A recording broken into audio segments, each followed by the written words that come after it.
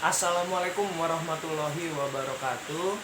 Shalom, Om Swastiastu, Namo Buddhaya. Selamat datang di channel Christopher Parsualian Abimanyu. Kali ini kita akan membahas yang namanya itu memartabatkan kembali bahasa Indonesia. Tetapi sebelum kita masuk ke pembahasan, kita harus tahu dulu apa sih arti martabat itu. Menurut KBBI, martabat itu mempunyai arti tingkat harkat kemanusiaan dan harga diri. Berarti jika kita simpulkan, memartabatkan kembali bahasa Indonesia itu merupakan harga diri kita sebagai rakyat Indonesia dalam berbahasa. Akan tetapi, pada kenyataannya, dalam menggunakan bahasa sendiri, rakyat Indonesia itu masih banyak yang dalam berbahasa itu tidak sesuai dengan aturan yang telah disepakati dalam bentuk KBBI. Contohnya saja begini. Memang dalam percakapan sehari-hari kita mengenal yang namanya ragam cakapan. Dan itu hanya bisa dilakukan dalam percakapan sehari-hari. Akan tetapi contohnya dalam misalnya kita ambil dari sosial media. Nah, dalam sosial media sendiri banyak komentar-komentar atau dalam bentuk postingan-postingan yang dalam tata bahasanya itu tidak sesuai dengan aturan yang berlaku.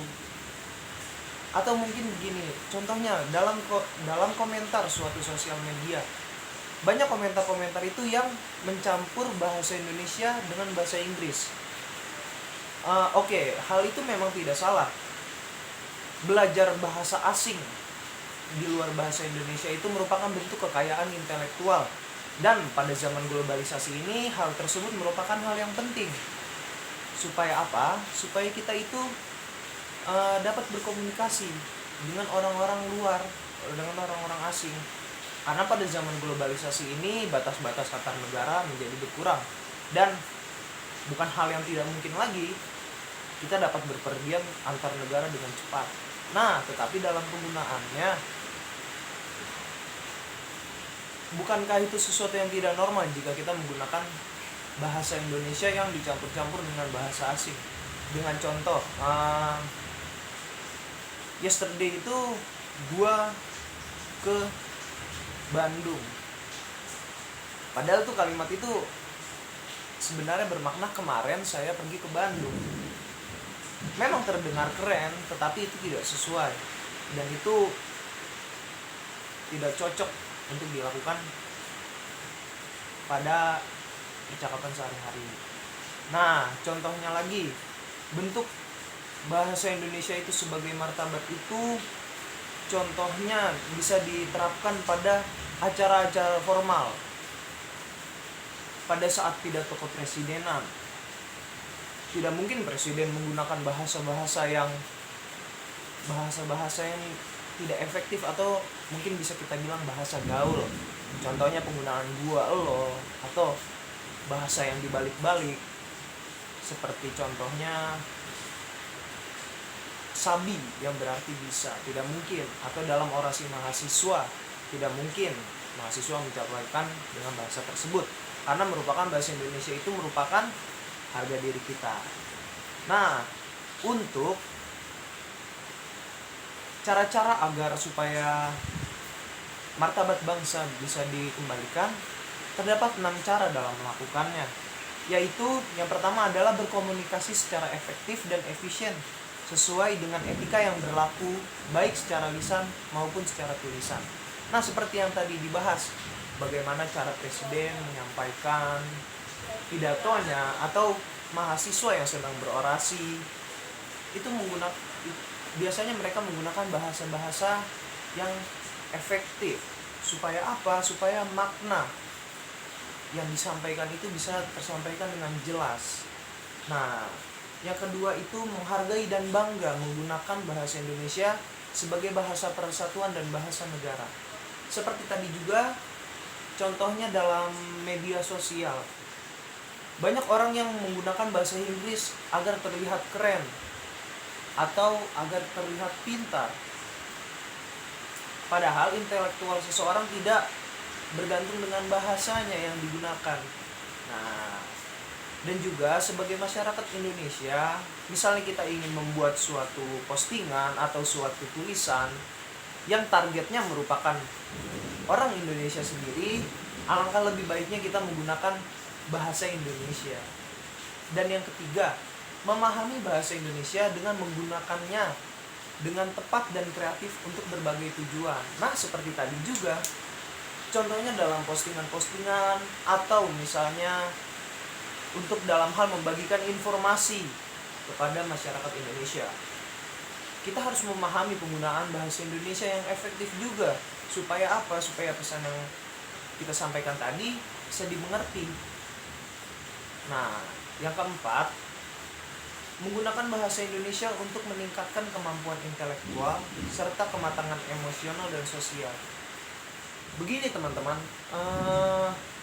kalau misalnya kita lihat orang berbicara menggunakan bahasa Indonesia,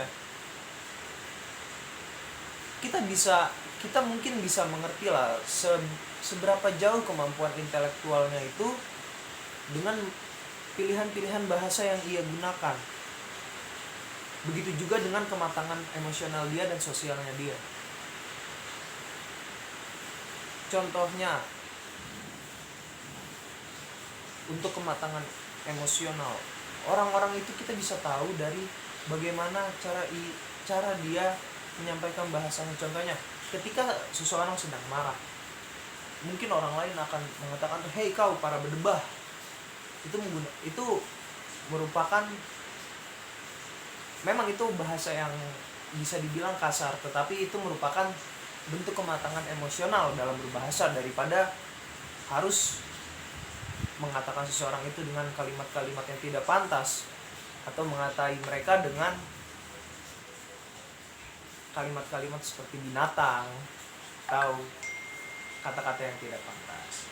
Nah, yang kelima itu menikmati dan memanfaatkan karya sastra untuk memperluas wawasan, memperhalus budi pekerti, serta meningkatkan pengetahuan dan kemampuan berbahasa.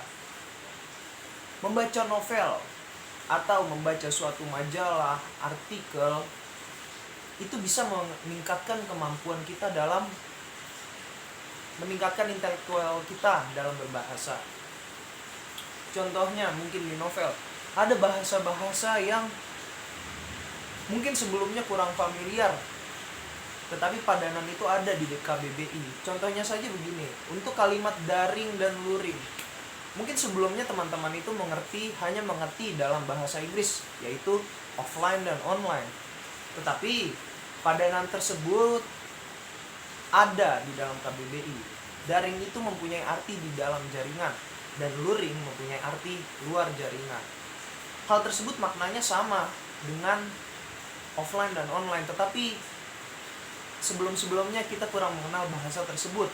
Atau di novel, banyak kata-kata, atau dalam puisi juga banyak kata-kata yang mungkin tidak familiar kita dengar. Contohnya mahligai. Mahligai mempunyai arti kerajaan, tetapi kita bahkan mungkin teman-teman baru tahu kalimat tersebut.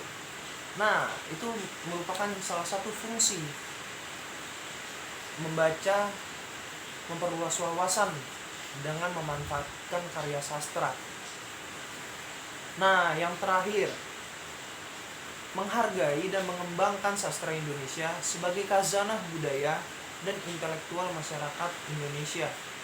Kita sebagai masyarakat Indonesia harus bangga karena kita mempunyai bahasa persatuan, yaitu bahasa Indonesia.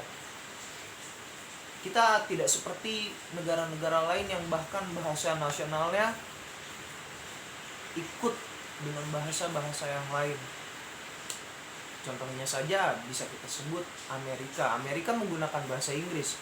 Memang dalam berbahasanya itu mereka mempunyai perbedaan antara gaya-gaya bahasa yang diucapkan di Amerika dengan bahasa yang diucapkan di Inggris. Dalam hal aksennya pun mereka berbeda. Tetapi kita sebagai bahasa Indonesia harus bangga. Di tengah ribuan-ribuan pulau, ribu-ribuan suku, ratusan bahasa, kita mempunyai bahasa persatuan, yaitu bahasa Indonesia. Nah, berarti dapat disimpulkan bahasa Indonesia itu mempunyai kedudukan yang sangat penting bagi bangsa Indonesia. Karena bahasa Indonesia itu bersumber pada Ikrar Ketiga Sumpah Pemuda pada tahun 1928 yang berbunyi, "Kami, putra dan putri Indonesia, menjunjung bahasa persatuan, bahasa Indonesia." Nah, hal ini mempunyai arti bahwa bahasa Indonesia itu berada di atas bahasa-bahasa yang lain. Dan itu mempunyai kedudukan yang sangat tinggi. Dan kita harus bangga mempunyai bahasa Indonesia dan menggunakannya dengan baik dalam kehidupan sehari-hari. Dan juga, nah, oleh karena itu, dalam upaya memartabatkan bahasa Indonesia, kita itu harus melaksanakannya dalam berbagai aspek kehidupan. Dan bagaimana kita bersikap, bagaimana kita berbahasa, atau berita-berita yang kita baca, supaya penerapan bahasa Indonesia itu bisa mewujudkan atau bisa mengembalikan martabat bahasa Indonesia.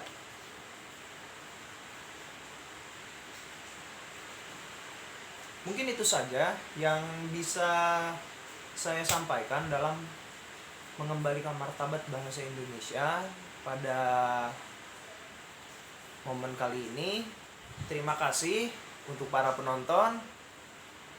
Harapan saya dengan saya menge-share video ini, semoga kita bisa bangga menggunakan bahasa Indonesia yang baik dan benar. Begitu juga dalam penerapannya di kehidupan sehari-hari. Terima kasih. Assalamualaikum. Shalom. Om Swastiastu. Namo Buddhaya.